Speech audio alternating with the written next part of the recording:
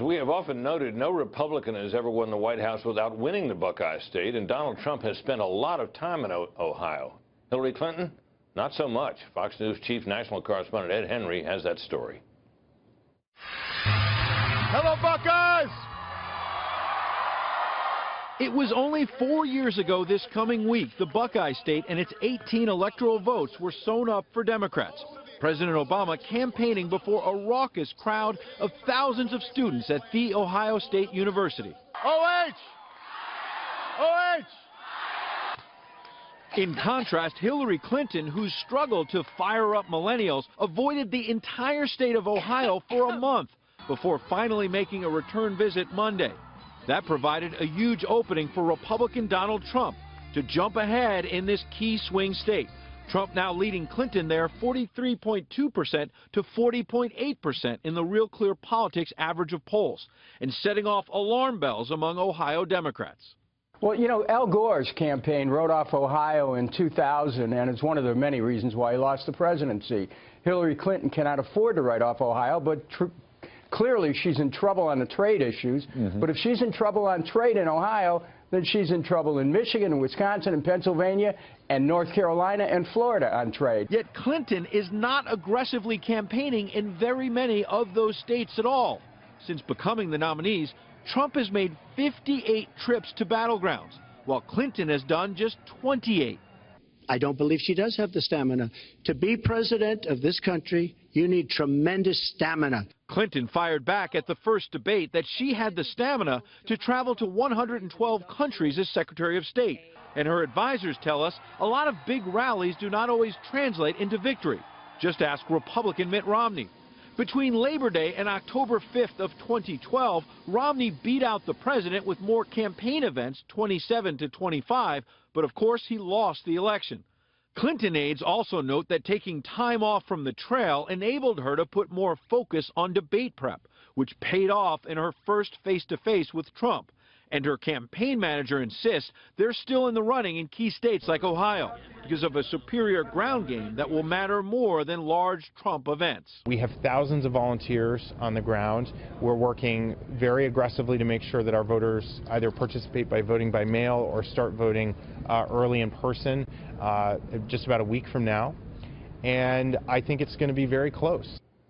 Well, Hillary Clinton is barely going to Ohio herself. She is sending some top surrogates like Senator Elizabeth Warren and Clinton's husband Bill as well. In fact, today, you see from this picture, he went on Twitter to say he went to a barber shop and he took the barber chair for a spin because he did not need an actual haircut. What he did need was to reach out to African-American voters in that barber shop because the Clinton camp believes if they can get strong African-American turnout around Youngstown and Cleveland, they can offset Trump's strong numbers with white voters in those same areas, Brett.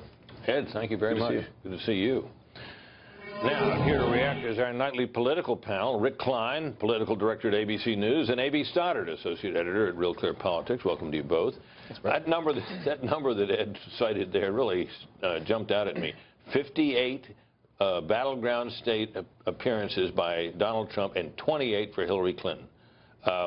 What about that, A.B.?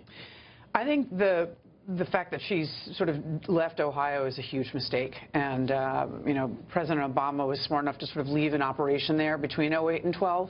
He lost a whole bunch of, particularly African-American voters, and he registered more than 200,000 new ones in 2012 and barely beat Romney in Ohio. So she should make sure that she has all those people Robbie Mook was talking about if she's not going to be there herself. I think actually taking off time for debate prep is extremely effective. We saw 84 million people watch her take Donald Trump down on Monday night and move the polls. So if she's going to do that again this week and again before the debate on the 19th, I think that's 58 to 28. But yes, she should be in the battleground states, particularly in those areas that Ed was mentioning, that she could see softening support in Michigan, Pennsylvania, Iowa, Wisconsin, places like that. She's got to make sure she holds the places where she has a lead, because those leads could be weakening. Britt, the Clinton campaign will tell you that Donald Trump's playing checkers and they're playing chess. there's a lot that you're not seeing in terms of the strategy right now. Being down to prep for debates, that's one piece of it. Also, the aggressive vote-by-mail voter registration efforts. The Trump campaign needs those big events because they're there signing people up. That's often the first contact they've got with voters. For the Clinton camp, they're working a lot of ways around the edges, and they don't need the big visibility. That's interesting because I had been of the opinion that Trump sort of thought rallies were all you needed. I gather they're using the rallies for more than just hearing Donald Trump. That's right, and they are drawing enormous crowds, far bigger than Clinton's crowds on average. You can't, though, reach everybody that way, and that's the flip side of it. Is that what are they doing? They're trying to sign people up to vote, but they're also trying to sign people up to help with organizing, voter turnout, and the rest of it. Yeah, that's exactly right. Now, but it's really late in the game. I mean, you could find diehard Trump supporters at rallies they've been doing it all at the end of the summer saying, there's no volunteer office, there's no one to call. I want to help this man win, and there's no infrastructure. So it's happening now, but a lot of it, even in Florida, there was like one office before Labor Day. Now he has 27. But the ground effort on the Trump campaign came very late in the game. Well, what about just the effect of the style of campaigning that's different? I mean, Trump gets out and he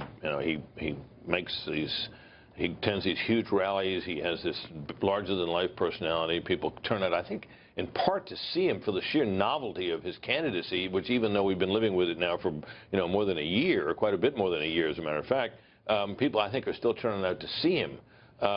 Does that account, do you think, for the striking difference between the size of his crowds and the size of hers?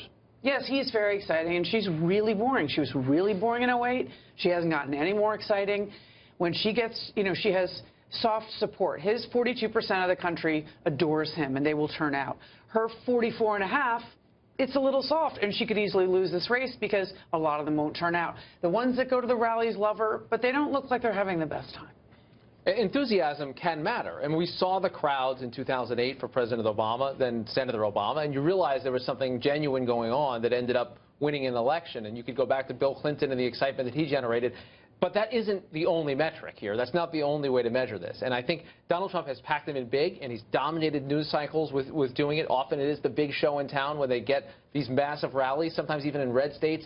But you need to be doing more than that. And that's where the Clinton campaign feels like they have an edge, that if this is a close race, they have efforts that often we don't see that are going to be a lot more effective than packing them in big at the big rally.